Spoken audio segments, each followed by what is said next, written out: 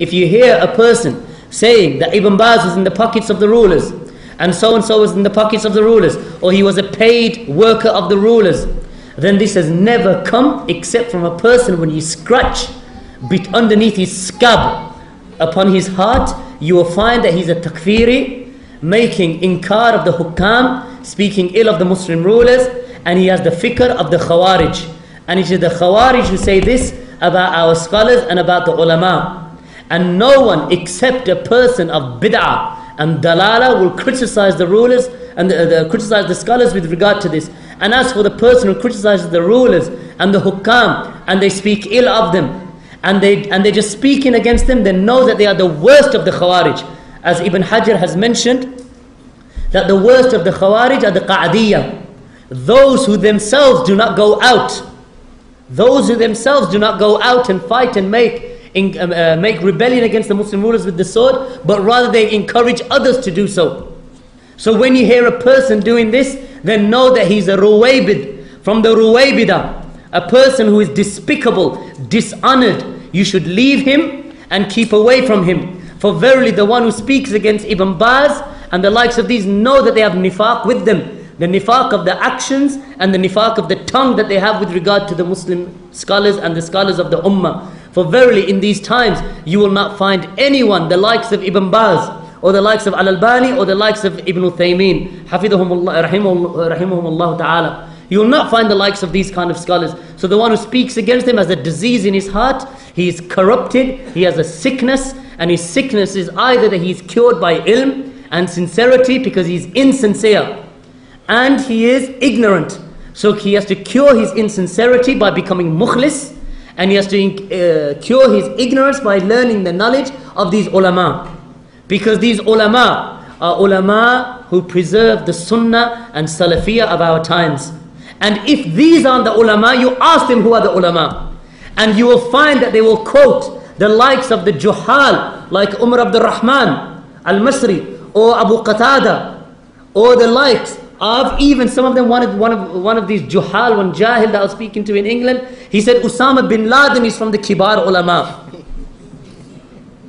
This Kharji, Khabith, he said that he is from the kibar ulama, he's from the major scholars. This is what you find from them. Or they will say that Safar and Salman, what's befitting for Safar and Salman is what the noble scholar Abdul Muslim al-Abbad Hafidullah said about them, that they are nothing but shabab who are juhal. They are youth who are ignorant, and this is who they are. And the greatest scholars warned against them and spoke against them. And this is how we treat those people who speak ill about the Muslim. And when they speak ill about the Muslim, when they say about the scholars that they are in the pockets of the rulers, then know that this will come only from a rabid, kharji, qutubi, who has nothing but hatred in his heart for the Muslim rulers. And wallahi, that Muslim ruler, Malik Fahd, he is better. He is better than these innovators. And he has more of the sunnah than these innovators have of the sunnah. And he has done more for Islam than any of these Ahlul Bid'ah. You look at every masjid, almost every masjid that has been built in the West, it has not been funded except that some of that funding came from him. When the jihad was going on against the Russians during the Afghan-Russian war, most of the wealth, in fact the majority of the wealth, was coming from the Kingdom of Saudi Arabia. The biggest masjid in Russia today was paid by the Saudis. The biggest masjid in England and in Scotland, paid by the Saudis. The highest projects, the orphan projects, and the projects for the masajid in Africa, in Asia, in many of the lands of the West and the East has been funded from the Kingdom of Saudi Arabia. There is not a Quran, except that if you ask a convert, which Quran did you read when you became a Muslim? He will say, I read a Quran that was printed by the King Fahd complex, paid by the government.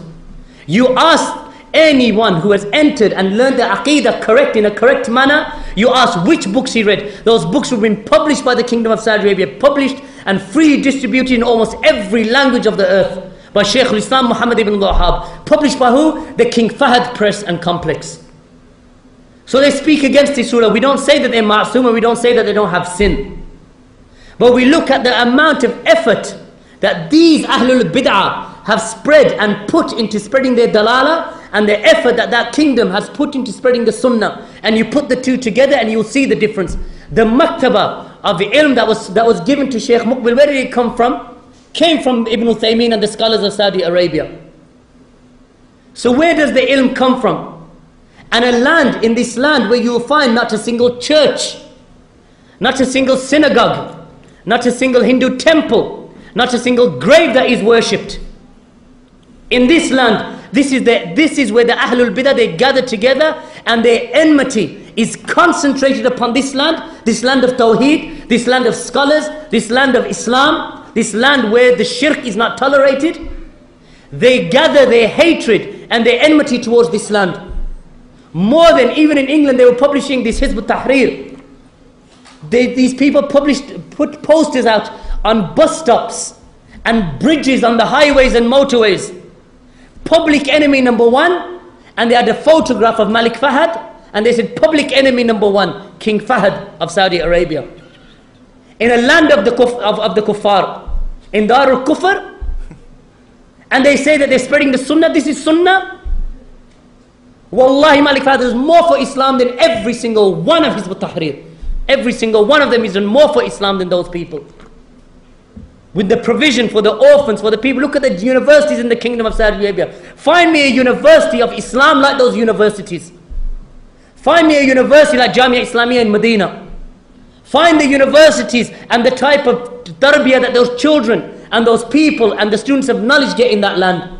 Find me the scholars like the scholars of this country. And this is a country, and they believe that this ruler is waging war against the Muslims. He's better than these people. His aqeedah is better than these people. His belief in asma wa sifat is better than any one of his tahrir. And these jihadis and takfiris. He's not Ash'ari. He's not Jahmi. He's not Kharji. He's not Shi'i. And this is the one that they're trying to speak against. Make dua for him that Allah strengthens him. And Allah gives him better than what he's done already. And Allah guides. This is what we ask for them.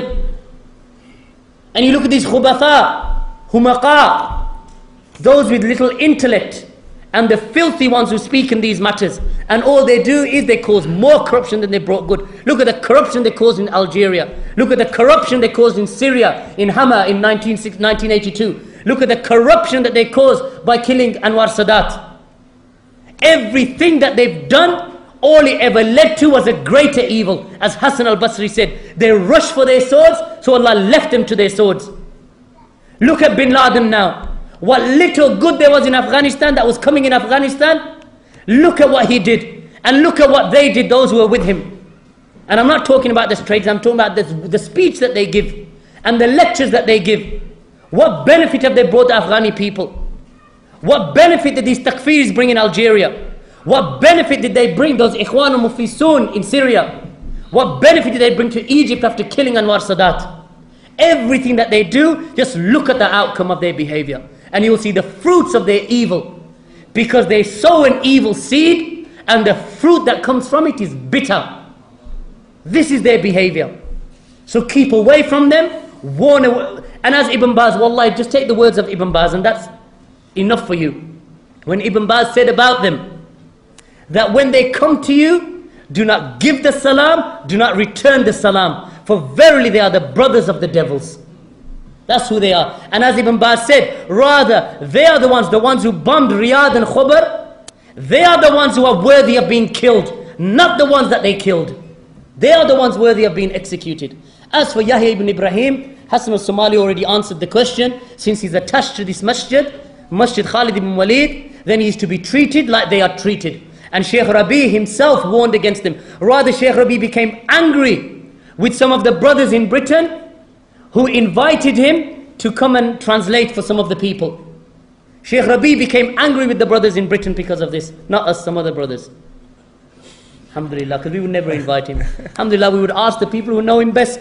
The people at Troy know him better than we know him. So we asked them about him, and we knew our position towards him. Sheikh Rabi warned against him, so we warn against him. And we don't defend him. Rather, he's enough to defend himself. All he has to do is make tawbah, come in front of the people, tell the people, or put it onto tape, and say, these were the errors that I made. I admit my errors, and I ask the brothers whose rights I have taken, and I criticize them, and I accuse them of ignorance. I admit that I was wrong and they were right. Rather, it was my arrogance and my opposition towards them that prevented me from coming to the haqq. So I'm with Sheikh Rabi', I'm with those scholars, and I shouldn't have praised Adnan Arur, I shouldn't have lied upon the brothers, and this is my position. Wallahi, we'll love him for the sake of Allah if he was to do that. We'd love him more and respect him more. Do you not, every single one of you here today, do you not love Imam Abul Hasan al-Ash'ari? Why do you love him? You love him because he returned to the sunnah. Do you think that if he stuck to the ways of Ibn Kullab and the Mu'tazila that you'd be speaking of him today?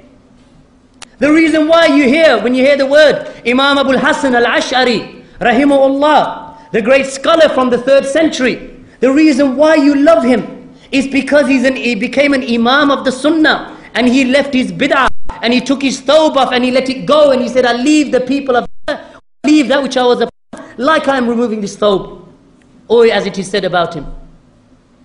That's why we love him. If he had stuck with Ibn Kullab and he had stuck with the Mu'tazila, today we'll be speaking ill of him, just like we speak ill of Karabisi, of Al-Muhasibi, of the likes of Jahm bin Safwan and other than them.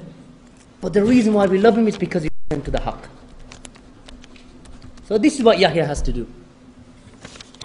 And may Allah make that easy for him, and if he doesn't, then we warn against him, and this is from the bab of nasiha, and to punish him for the error that he has fallen into. Jazakumullahu khair. Of course, we've gone a little bit over the time, but inshallah we're going to try to have Salatul